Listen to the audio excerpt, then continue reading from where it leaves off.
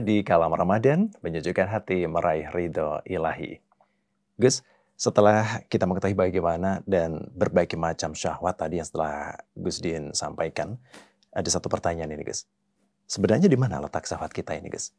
Apakah ada di pandangan mata kita, atau pada pikiran kita, atau juga mungkin di hati kita ini, Gus? Ya, syahwat keinginan itu sebetulnya berawal dari, kalau bahasa kita itu namanya khawatir, atau apalah, bisikan dari dalam hati kita. Ya. Sehingga bisikan itu nanti ketika ini menjadi satu petunjuk dari Allah, maka bisikan itu akan mendorong pada kebaikan. Dan kalau ini dari setan, maka akan mendorong kepada hal yang tidak baik.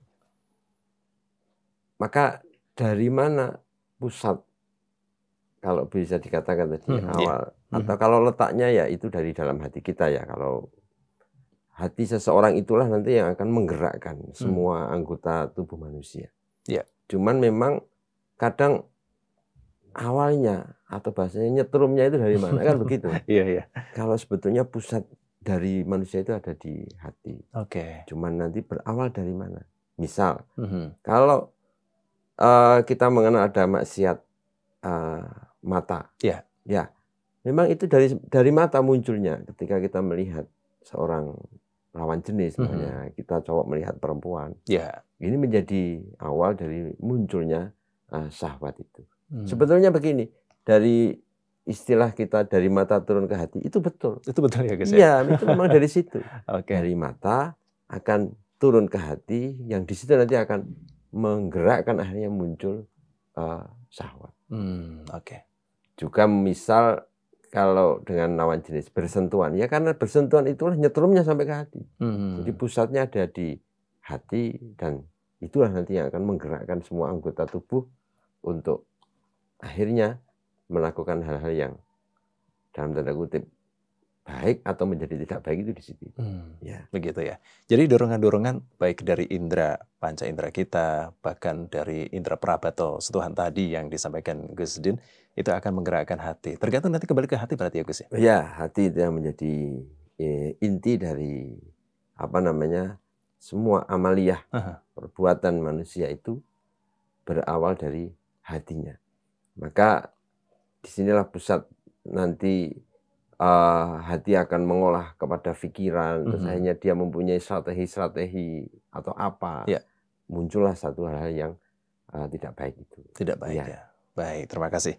Nah, Gus, sebenarnya apa esensi atau isi dari hadits yang disabdakan Rasulullah Shallallahu Alaihi Wasallam sehingga dalam hadits tersebut baginda Nabi bahkan sangat mengkhawatirkan umatnya, utamanya mengenai syahwat perut dan kemaluan? Kalau urusan syahwat perut dan kemaluan itu memang dalam diri manusia itu yang paling akan mendorong untuk hal-hal yang tidak baik itu, sumbernya ya sebetulnya dari perut itu, Mas. Orang itu kalau perutnya terlalu kenyang, orang itu kalau perutnya isinya nggak beres, itu pinginnya macam-macam gitu, pinginnya yang aneh-aneh gitu. Maka kenapa di situ itu yang pertama urusan perut itu memang, apalagi misal dalam perut kita itu terisi oleh hal-hal atau makanan atau apa yang tidak bersih, tidak halal bahasanya.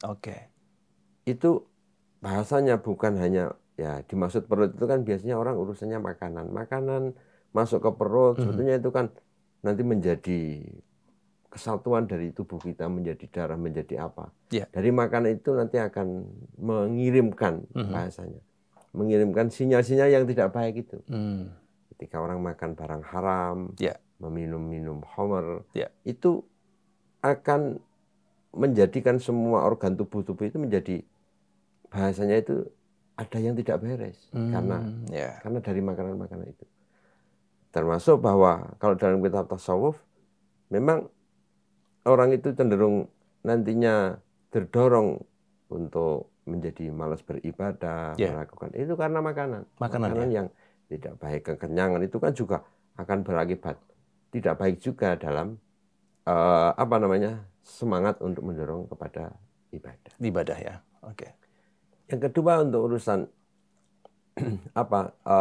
kemaluan. Iya. Ini memang dalam Al-Quran juga disampaikan yang disampaikan di sana hubbus syahawati minan zuyyina linnasi hubbus syahawati minan nisa'i wal banina wal qanatiril muqantarati minadh dhahabi wal fiddah. Bahwa Allah ini menyampaikan manusia dihiasi syahwat, keinginan. Yang pertama itu minan nisa. Urusannya perempuan. Urusan perempuan ya. Jadi ini memang sangat penting untuk dipahami bahwa keinginan dari perut pun akan mendorong orang untuk melakukan hal yang urusannya dengan syahwat. Ya. Maka kenapa dalam Al-Quran ini disampaikan yang pertama bahwa syahwat itu adalah yang pertama adalah urusan perempuan. Maka Nabi mengatakan kemaluan ini menjadi perhatian, karena kalau tidak maka inilah yang menjadi sumber kerusakan itu ketika orang hanya menuruti keinginan syahwat biologisnya misalnya, dan tidak terkontrol. Ini kan akhirnya berbahaya, Mas. Nanti orang akan melakukan perzinaan, orang akan melakukan hal yang tidak baik. Itu karena itu yang dimaksud dengan syahwat kemaluan itu, ini memang menjadi penting. Baik. Ya, Gus tadi kan disampaikan bahwasanya kita akan rusak lah dalam arti hatinya ketika kita memakan makanan yang haram. Kemudian makanan haram ini dalam arti cara mendapatkannya atau memang haram dalam hukumnya barang tersebut nih, Gus? Iya. Ya memang itu semuanya ya. Yang pertama, kalau itu memang barangnya haram, seperti kalau dalam Islam nggak boleh makan anjing, babi, namanya homer, itu memang barang yang haram ini kalau bisa kita bilang, ini ketika dimakan memang sangat fatal, bahasanya begitu. Dosisnya tinggi gitu. Nah, kalau barang itu halal tapi prosesnya tidak benar, mungkin mencuri, gitu. Atau kadang juga ada loh, Mas, barang halal seolah-olah taunya ini halal padahal ini bisa menjadi haram. Contohnya, namanya ayam, kambing, sapi. Ketika ini sebenarnya kan hewan yang boleh dimakan. Tapi kalau proses nyembelihnya nggak benar kan jadi haram. Gitu. Dan ini berbahaya. Gitu. Jadi berbahayanya itu kenapa? Ya karena makanan yang halal dengan proses yang tidak benar itu akan merusak fungsi dari organ tubuh kita, hati, darah, dan lain sebagainya. Begitu ya. Gitu. Baik, terima kasih Gus Din. Dan pemirsa yang dirahmati Allah Subhanahu wa taala, menarik sekali bahasan yang kita sampaikan kepada Anda bersama Gus Izzuddin, dan tentu masih ada beberapa hal yang akan kita sampaikan kepada Anda. Pemirsa yang dirahmati Allah, dari berbagai penjelasan yang telah disampaikan Gus Izzuddin tadi, bahwasanya kita selalu berharap ya memohon petunjuk dari Allah Subhanahu wa taala, semoga tetap dilindungi agar senantiasa terhindar dari godaan syahwat yang menjauhkan kita dari rahmat dan ridhonya.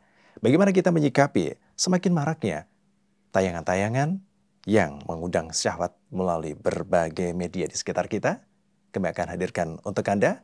Jangan kemana-mana, tetap di Kalam Ramadan setelah jeda berikut ini.